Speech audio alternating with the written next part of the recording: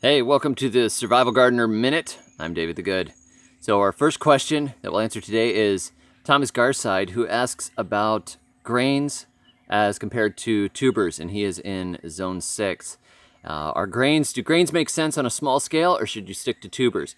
Well, generally, for survival, you get more return significantly on tubers than you do on grains. However, that does not mean that grains aren't appropriate. So if you live farther north and you have a shorter season, generally grains like your winter wheat or rye, you can get, or barley, oats, those sort of things, you can get a return on the grains in a season that is too short for tubers.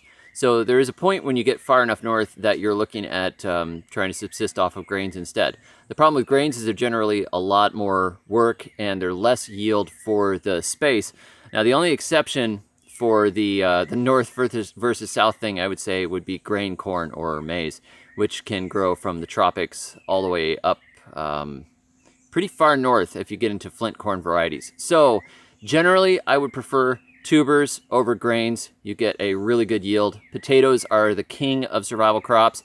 If you are far enough south, then you can get into cassava and sweet potatoes and yams, depending, the closer you get to the equator, you're much more tuber based. The further you get towards the poles, you're going to be much more grain based. So there's my 2 cents on grains versus tubers. If you have the extra space and the labor and the time to grow grains, it's really nice to be able to make your own bread, but generally tubers are going to be your best bet.